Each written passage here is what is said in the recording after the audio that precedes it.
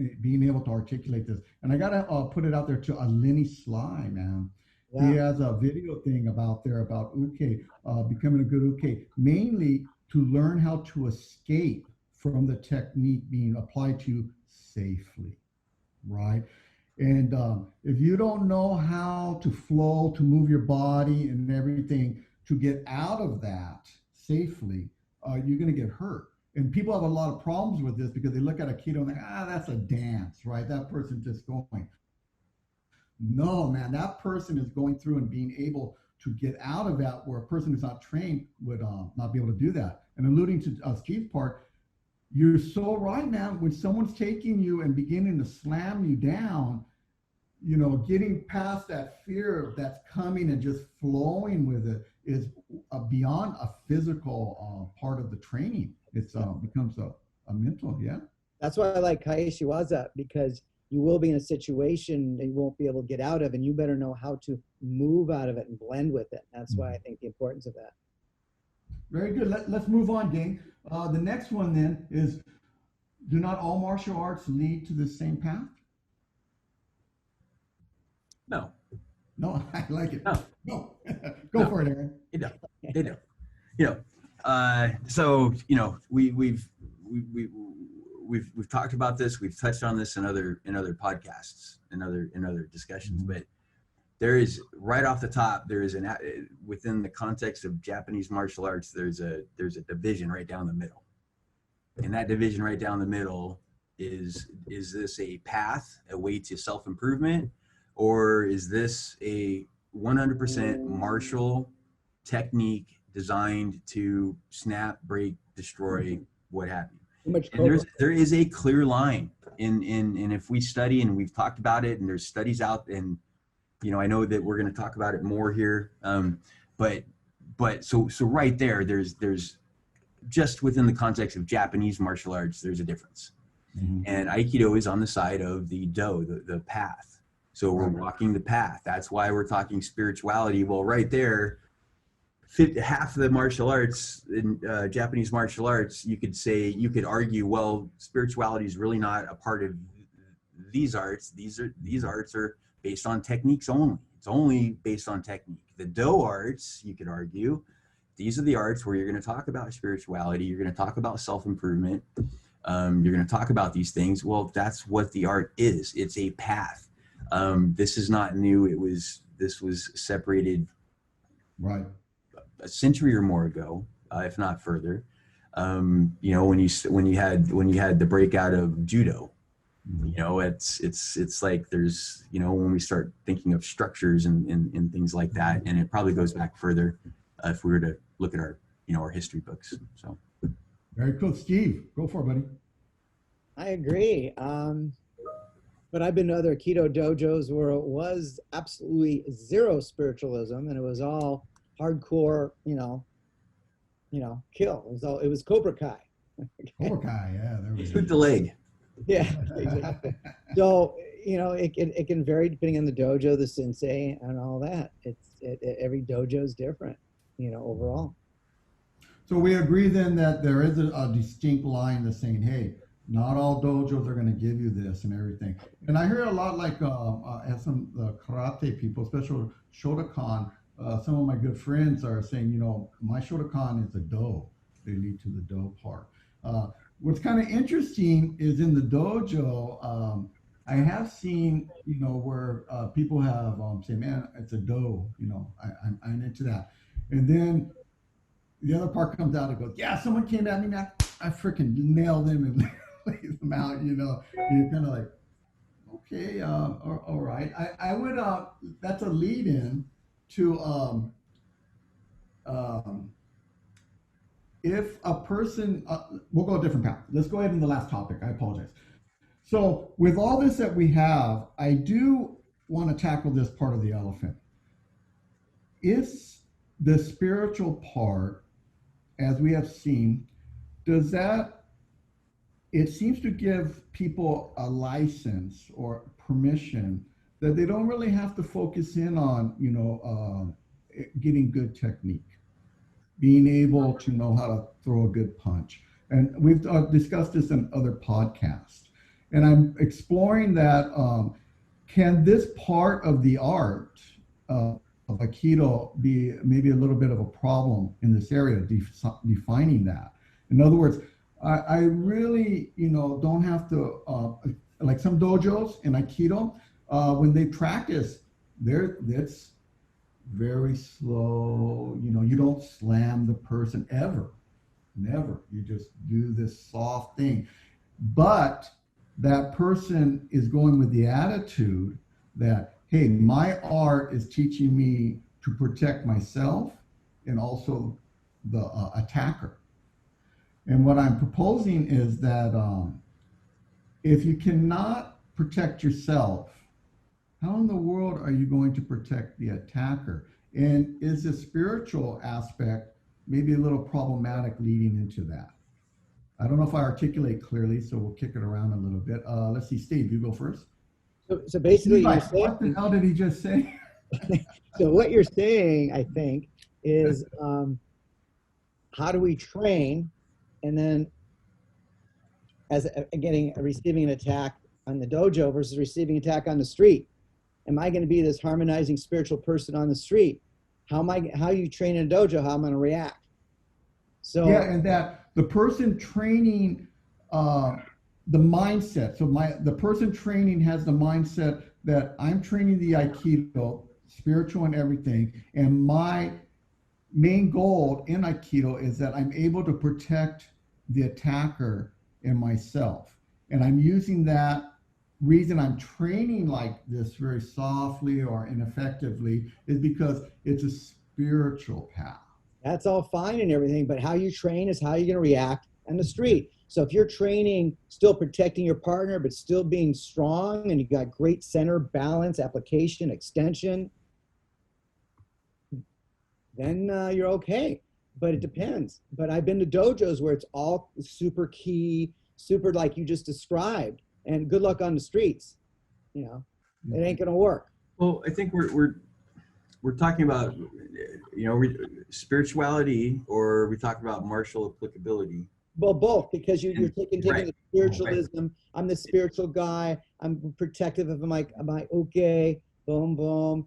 But then reality on the street is, how spiritual am I going to be on the street? Maybe I'll use a different kind of my spiritualism on the street when I'm attacked.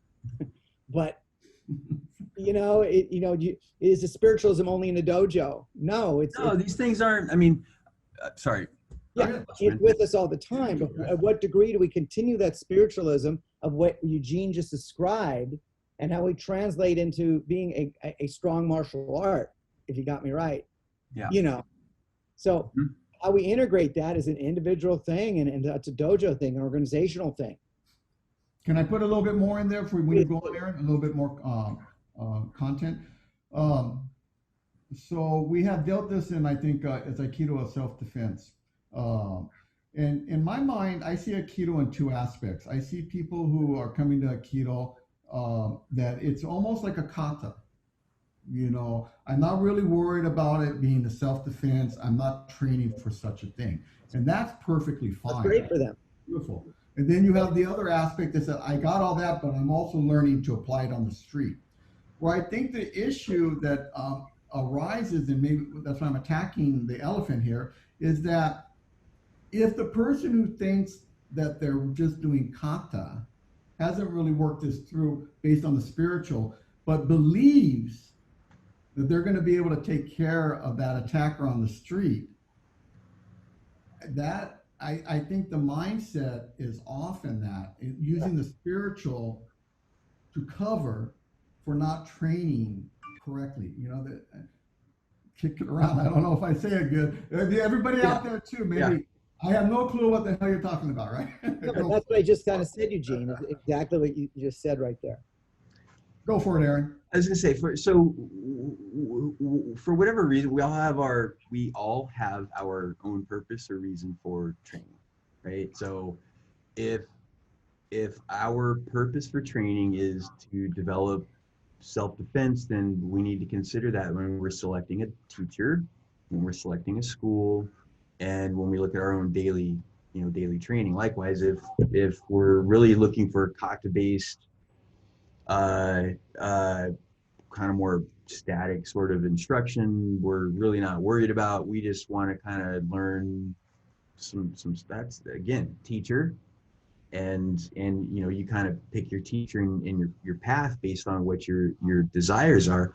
But we've talked about it in other podcasts, but these things are not mutually exclusive. So it doesn't, just because you have martial validity and applicability, or you've developed a martial ability, that doesn't mean that you're not spiritual.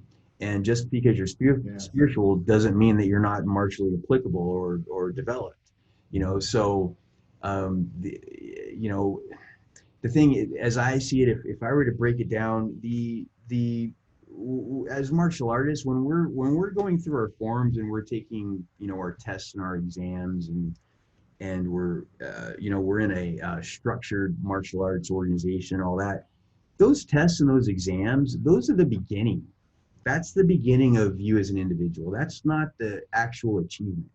So, you know, you get a black belt, and we've said it before, that is quite an accomplishment, but that is considered the beginning. Right. The black belt is considered the beginning, and I see that the test or the exam or the certificate or whatever, that's just the last point you checked in, right? But that's not where you are. And if you have to train, if you want to be viable on the street, you have to train for that. You have to train for that with that as the goal. Now, you can incorporate all of your Aikido training, all of your lessons. You can incorporate everything that you've learned, and now put your intent behind it. And your intent is to be martially applicable. So you have to, as a martial artist, go back and open up your encyclopedia, which is the art that you've learned, all your kata, all of your skills, all of that. Now, as your own person, you have to apply that to your street skills, your martial applicability. I think all of the answers are in the encyclopedia, but not every teacher is going to read the encyclopedia. They're going to give you or not a chapter. They're going to give you somewhere to look, a reference, or what have you, a term to look up, but they're not going to read the book to you. Okay, so that book, that's for you to read, the student to read, the teacher to read, right. You know, and to continue the development. That exam, that test is just for others to objectively examine you and compare you to everybody else outside of a conflict situation. Mm-hmm. But you have to, as your own person, you have to find that on your own. And that's with whether you're taking karate or Krav Maga or Aikido, mm-hmm. or any other art, I would say. Yeah. Excellent. Very good. Steve, weigh in, buddy. No, I agree. It's just like everything, academia versus reality. Each one of us has a day job, and we can read all about it, what we need to do for our profession. But until you're in that situation, let's just take CPR, for example. You read about all you want, and then you're thrown in that situation. Mm-hmm. It's two different worlds. The academia of reading step by step how you need to be and how you need to do versus really being in it, like on the streets, is a different world. And every one of us have jobs that require on-the-job training. You can read all the academic you want, or you can do all the kata you want.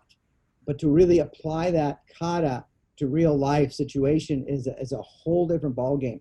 And I think us as instructors, we have to make that distinction known, I think, than just keeping some little secret. So we can't give a false pretense. We don't want to get too much in the training subject here. Right. But, you know, this is going to protect you on the streets. Like I said, how you train in dojos, how you can react on the street, period. So, and how much spiritualism we take with that, again, is an individual thing. Yeah, that's excellent guiding and people looking to be able to see that the physical part is really important, but to get that understanding of that spiritual part, the combining of that ignites something that maybe is not given in other arts that do not combine those two. And as I'm listening and putting it all together, I feel we kind of gave a little point of what spiritual means in Aikido. A little bit, of course, we're not going to nail it, but that all that tradition, the focus, the breathe, all these elements, all the way down to sweeping the mat, right? Sweeping the mat develops that, as Aaron said, polishes it. So combining those two allows us to get to a point where we realize, I don't know anything, right? We'll end with a very spiritual statement, right? Go ahead, buddy. And the spiritualism that our senseis, our teaching committee has shown over the years to us, I've absorbed their spiritualism, absorbed their technique, absorbed their energy. And I've taken that energy, you want to call it spiritualism, you know, of Nakayama sensei, Macbeth sensei, and all of the senseis. And we've taken that in, and that's spiritualism to me. And I've grown and run with that. So we can take all that in and define it spiritualism or the way. So can I interject on that? You said something pretty good with that. As an instructor, or when you go into a position you're teaching and everything, I like what you said, because understanding that the student's going to be absorbing, right? And they're going to deal with this issue, and how I act, how I present myself in conflict or whatever, my students are watching. And if I even at all want to really start to deal with that spiritual, the best way for me to get it across versus talking is, like you're saying, they're watching everything that I do. And like my students, when I'm bowing and stuff, I always tell them, hey, you know, this is your perfect opportunity to see if I practice what I preach, right? And I expect you to be watching everything I'm doing. And if I'm not doing it correctly, or I kind of mess up a little, you got to come and tell me, you know, getting that spiritual aspect without feeling I'm going to, you know, get mad at you, right?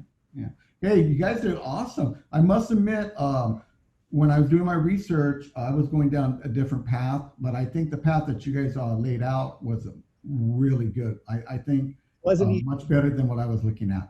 Thank you for that, buddies. That was really good. Anybody have anything else? No, but spirituality is a very, very tough one to go, because we all have our own definitions of, you know, what is a religious person? You know, what isn't the religious person?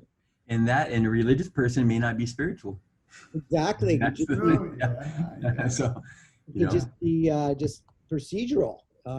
Just be, it's endless.